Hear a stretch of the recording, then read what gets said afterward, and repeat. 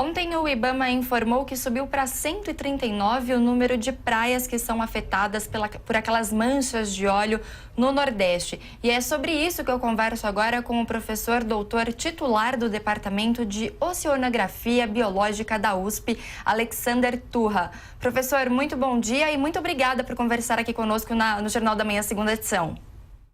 Bom dia, Nicole. Bom dia a todos os ouvintes. É importante falar desse tema e é importante que vocês estejam dando uma cobertura séria e profunda sobre ele. Obrigada, professor. Eu queria começar te perguntando a respeito da análise que a Petrobras fez por meio da empresa dela, do grupo de pesquisas dela. Se não me engano, foram 23 amostras que foram coletadas e analisadas e que chegaram à conclusão de que há uma assinatura do óleo da Venezuela. Como é possível descobrir de onde que vem esse óleo? Esses compostos, né, o óleo, o petróleo, ele tem diferentes composições em detalhe, né, detalhe molecular, que podem ser descobertas com análises bastante precisas do que a gente chama isótopos estáveis, né? Então, quando você faz uma análise usando equipamentos bastante sofisticados, você tem um espectro, você tem uma impressão digital, né, desses óleos. Cada poço, né, ou cada reserva de petróleo, cada poço de petróleo ou jazida tem uma assinatura diferente. Então até razoavelmente fácil você fazer essa identificação. Então, com essas análises foi possível ver que esse material, esse óleo bruto que foi encontrado nas praias do Nordeste, ele tem uma origem em poços localizados na Venezuela, ou seja, a extração veio de lá. Não necessariamente o óleo está vindo de lá. Então tem que se separar as duas coisas. A origem do óleo, da exploração do óleo, sim, mas a origem da mancha, não necessariamente. E muito provavelmente não de lá, né? Provavelmente isso está vindo de uma situação muito assim, exacerbada, exagerada, inesperada, que aconteceu ao largo da costa brasileira. Uhum.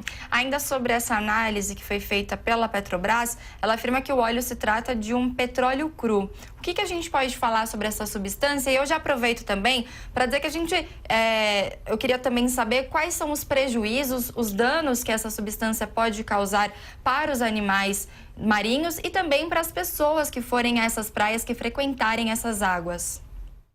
Bom, o petróleo cru, né, o petróleo bruto, é o material que você extrai do fundo do mar, né, do sedimento, lá da rocha sedimentar que está lá no fundo do mar.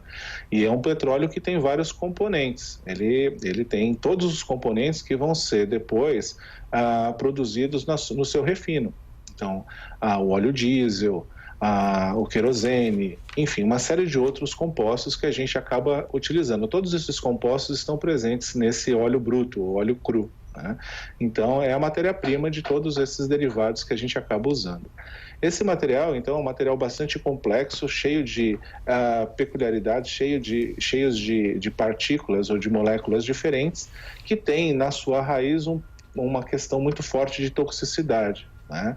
Toxicidade para os organismos marinhos e para o ser humano. Então, falando do ser humano, se você chega numa praia e encontra essas manchas lá e acaba entrando em contato com elas, isso vai gerar uma série de problemas, desde problemas de pele até problemas derivados de inalar, né? Por inalar os compostos voláteis que são liberados por esses materiais. Então, eles são tóxicos. No ambiente marinho, acontece a mesma coisa. Então, os organismos marinhos vão ser afetados, não só pelo fato de serem contaminados por essas moléculas que vão entrar em contato com o corpo deles, né, via pulmões, no caso de organismos que têm essa estrutura, ou pelas brânquias, ou pela pele, né, pelo tecido que recobre o corpo dos animais, mas também quando esses animais são envolvidos pela própria mancha. Então, tem algumas imagens já que a gente pode ver de animais que foram cobertos por essa mancha, e aí é uma morte muito rápida e certamente dolorosa. Então, é um desastre, é uma situação muito crítica que a gente está vendo nessa região. E aí tem outros tipos de impacto que a gente às vezes não percebe. Por exemplo, o óleo, quando ele chega no mar, quando ele é derramado, ele acaba tendo três caminhos. Parte desse óleo vai para o fundo, a gente acaba não vendo. Parte desse óleo volatiliza para a atmosfera e parte dele fica flutuando. Então a gente está vendo só uma parte do que foi jogado no mar. Uhum. E é possível limpar essas praias? Qual que é a solução viável a partir de agora, professor?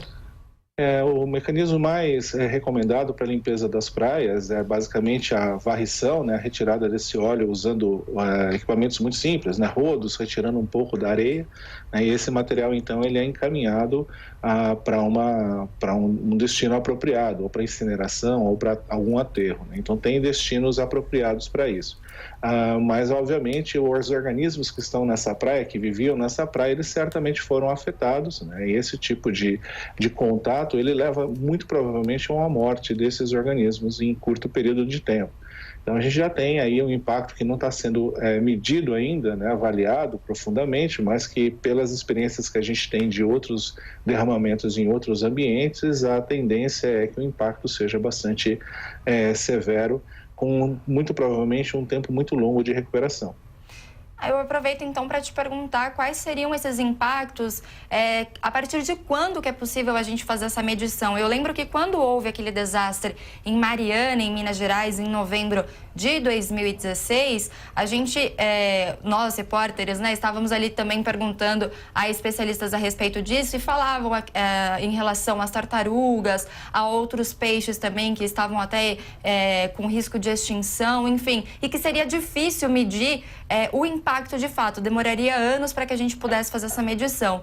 Como que o senhor analisa isso? A partir de quando que a gente pode ver? E quais foram os resultados dessas experiências anteriores que o senhor citou? Por exemplo, você tem evidências mais momentâneas do tipo uma tartaruga que morreu por conta, né, toda afetada, né, toda envolvida por óleo. Isso é uma questão muito imediata e inequívoca, né? Essas dúvidas, elas ocorrem muito em função das consequências sistêmicas desse tipo de impacto, que passam pela cadeia alimentar, ou seja, você vai ter um impacto em algas, você vai ter um impacto em organismos muito pequenos, que muitas vezes a gente não tem o dado, não acompanha isso ao longo do tempo, que é uma grande lacuna de conhecimento que a gente tem no Brasil, né? Que são séries temporais de dados que permitem a gente fazer essas reflexões. Entretanto, tem vários grupos de pesquisa no Nordeste brasileiro, né, no Sudeste, até o Norte, que já têm dados históricos nos recifes de corais, por exemplo, e eles vão poder, em breve, à medida que eles estiverem indo a campo para fazer essas medições, começar a ter ideia do tipo de impacto que foi causado, ou seja, o impacto imediato. É claro que esse impacto imediato se reflete em impactos mais sistêmicos à medida que o tempo passa, e aí a gente vai ter que esperar para entender quais são eles. Certamente, teremos aí um impacto relevante na pesca, né, que vai ter que ser medido pelos órgãos competentes, que certamente estão atentos a essa questão.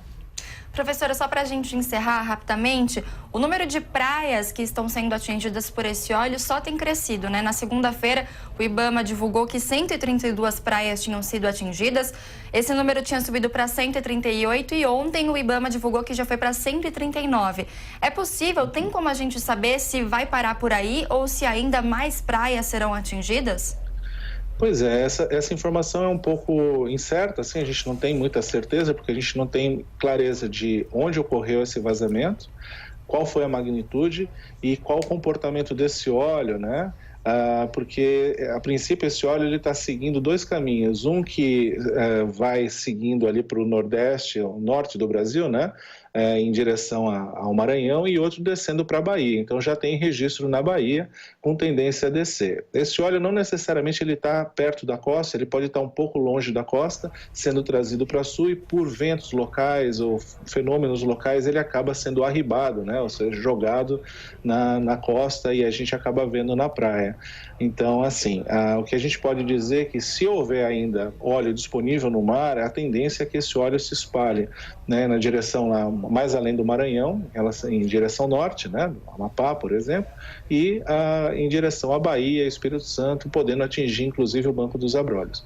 E então a gente está permeado por incertezas, né, tem várias pistas ou várias hipóteses que podem explicar ou tentam explicar o que aconteceu, mas o fato é, houve um derramamento muito grande. Isso não é uma torneirinha que vazou, o volume equivale ao conteúdo de um cargueiro, né, muito provavelmente, né, de um navio de transporte de óleo, um petroleiro, e isso então remete aí a um estudo, a uma investigação um pouco mais profunda para entender o que aconteceu. Certamente, pela informação, deve ser um navio que veio da Venezuela, estava indo para outro lugar e ou teve um vazamento muito grande e continuado, o navio foi vazando, ou talvez algum outro evento um pouco mais catastrófico, como um naufrágio. E isso tem que ser investigado pelos órgãos competentes aqui do Brasil, Marinho, IBAMA e outros.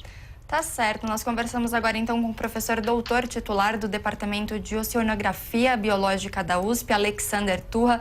Professor, muito obrigada pela sua atenção. Sei que sua agenda hoje estava bastante cheia, então muito obrigada por ter conversado aqui com a gente. Até mais. Até mais. Um grande abraço.